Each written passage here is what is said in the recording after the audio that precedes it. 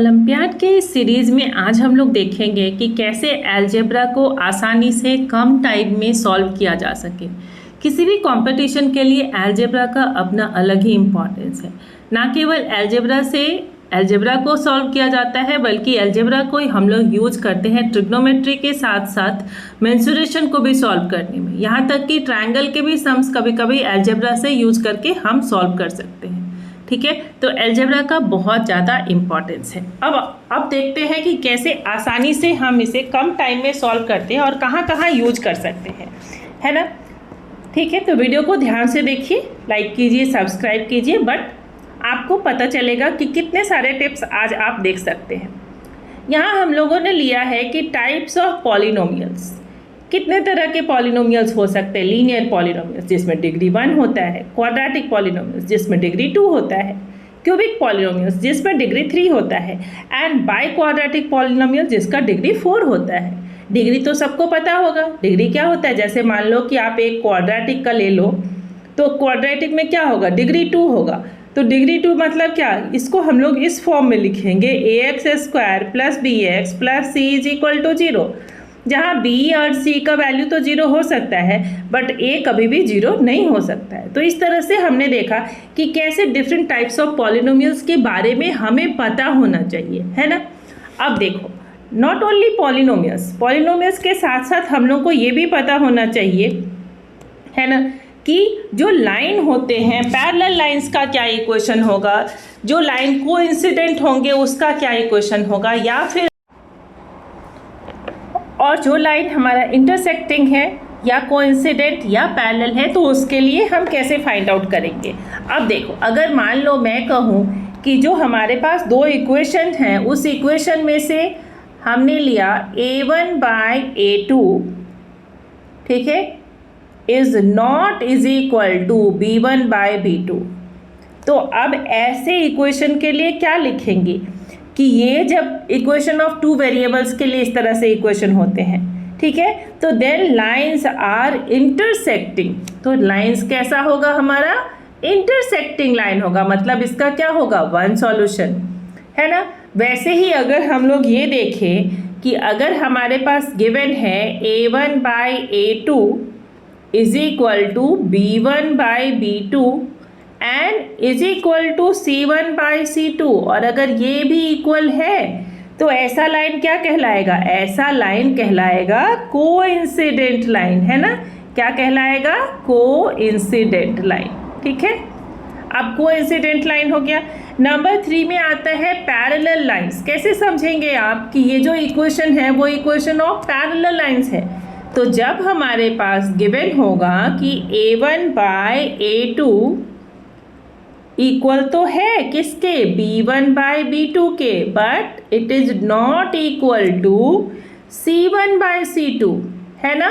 तो ऐसे कंडीशन में हम लोग क्या बोलेंगे, लाइंस आर पैरेलल, है ना, लाइंस आर पैरेलल लाइंस। ठीक है, तो इस तरह से आपने देखा कि किन किन बातों का ध्यान रखना चाहिए हम लोग को इस अलजेब्रा में। और सबसे इम्पॉर्टेंट बात, अलजेब्रिक आइडेंटिटीज, ये तो एकदम मस्ट है कि आपको लर्न होना ही होना चाहिए। ये जितना भी आइडेंटिटीज है, x+y का होल स्क्वायर से लेकर के होल क्यू तक। और इसके साथ साथ इतना ही नहीं, जब आप इस फॉर्मूला को याद रखेंगे तब आप देखेंगे कि कैसे इसे हम लोग यूज करते हैं। ठीक है, चलिए 1-2 क्वेश्चन लेते हैं हम लोग कि कैसे इसको यूज करना है। ठीक है, अब देखो, जैसे मान लो कि मैं आपको एक क्वेश्चन बोलती हूँ, ठीक है, वो क्वेश्चन हमारे पास क्या गिवन है कि 39 का होल क्यूब, है ना।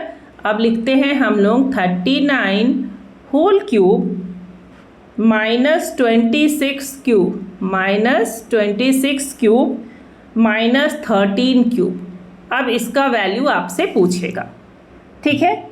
अब इसका वैल्यू आप पूछेगा तो आप क्या करोगे, या तो आप क्यूब फाइंड आउट करोगे, ठीक है, नहीं तो a³ - b³ - c³ वाला फॉर्मूला करोगे। नहीं, अब ऐसे में हम लोग को क्या देखना है कि अगर हमारे पास a + b + c 0 है, यही सब ट्रिक होता है। तो टाइम आप सेव कर सकते हो। अगर हमारे पास a plus b plus c 0 है तो ऐसे कंडीशन में a cube plus b cube plus c cube is equal to क्या होता है 3abc। यही तो फॉर्मूला है। अब इसको देखो, आप चेक करो, 39 है, 39 लिख लेते हैं और माइनस को कॉमन लेकर के 26 और प्लस 13 कर लेते हैं, है ना। तो ये क्या आ जाएगा, इज इक्वल टू तो 0 आ जाएगा, है ना। अब जब 0 आ गया तो यहाँ पर आप वैल्यू डाल सकते हैं और वैल्यू डाल करके आसानी से आप इसका आंसर फाइंड आउट कर सकते हैं। तो क्या होगा आपका आंसर, आपका आंसर हो जाएगा is equal to, this is equal to 3 multiplied by, और साइन के साथ डालोगे वैल्यू, -26 है तो ये हो जाएगा -26 इंटू 39, तो हमने लिखा नहीं यहाँ पर, तो 39 लिख लेते हैं, और इंटू -13, तो ये हमने लिया a, ये लिया b और ये लिया c। अब इसको मल्टीप्लाई कर दो तो आपको इस आइडेंटिटी से आपका वैल्यू मिल जाएगा, है ना।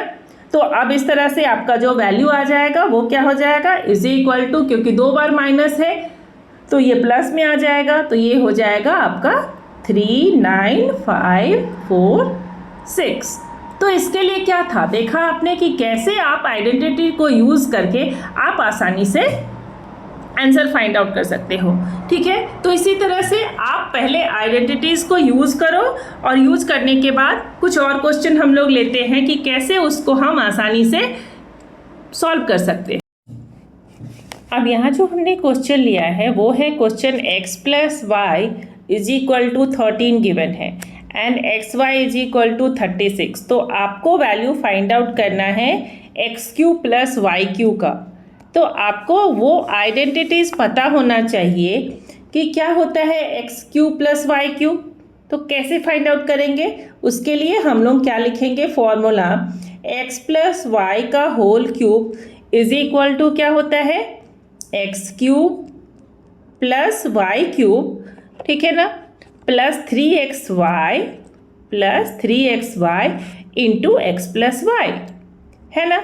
अब देखो, अब आपको फाइंड आउट करना है ये वैल्यू। तो क्या करेंगे हम लोग, ये पूरे पार्ट को इस साइड में ले आएंगे। क्यों, क्योंकि हम लोग को स्टेप्स नहीं दिखाना है, किसी भी कंपटीशन में स्टेप्स नहीं दिखाना होता है। और जब स्टेप्स नहीं दिखाना होता है तो आप इस तरह से क्या लिख सकते हो, एक्स प्लस वाई गिवन है आपका, ये 13 गिवन है, तो क्या लिखोगे आप, 13 का क्यूब -3 इंटू, माइनस हो जाएगा क्योंकि इस साइड में प्लस है, ये एक्स वाई का क्या वैल्यू है 3 इंटू 36, है ना, और मल्टीप्लाई क्या हो जाएगा 13, बिकॉज यहाँ पर हमारा एक्स वाई है ना। अब इस तरह से जब आप फाइंड आउट करोगे वैल्यू तो आपको एकदम क्विक में आंसर मिलेगा। क्या मिल जाएगा आपको, पहले तो आप इसका क्यूब कर लोगे, ये क्यूब क्या हो जाएगा हमारा 2197, क्यूब एंड स्क्वायर सबको याद करके रखना है ना। ये क्या हो जाएगा 2197 और माइनस हो जाएगा, इसको मल्टीप्लाई कर लो, ये 13 है आपका, है ना, ये 13 है तो मल्टीप्लाई कर लोगे तो ये कितना आ जाएगा, ये आ जाएगा 1404 is equal to x cube plus y cube. जब आप इसको माइनस करोगे तो ये आ जाएगा 793। तो मिल गया, इस तरह से आपको आसानी से आंसर मिल गया क्या, कि एक्स क्यूब प्लस जो वाई क्यूब है हमारा वो कितना मिल गया 793। चलो ये तो हो गया कि आपने आइडेंटिटी को यूज़ किया, लेकिन जब हम किसी भी कंपटीशन को फेस कर रहे होते हैं तो वहाँ अपना दिमाग हमेशा खुला रखना चाहिए। ये आपका छोटा नंबर था, स्मॉलर नंबर। एक और कौन सा ट्रिक हो सकता है आपके लिए, यहाँ पर आप देखो x प्लस वाई गिवन है 13 और एक्स वाई है 36।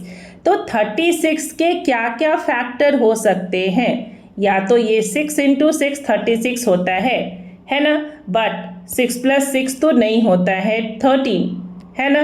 तो आप क्या करोगे, इसको हटा लो, यहाँ पर क्या हो जाएगा हमारा, दूसरा क्या ऑप्शन हो सकता है 9 इंटू 4, है ना, 9 इंटू 4 होता है हमारा 36 और 9 प्लस 4 होता है 13।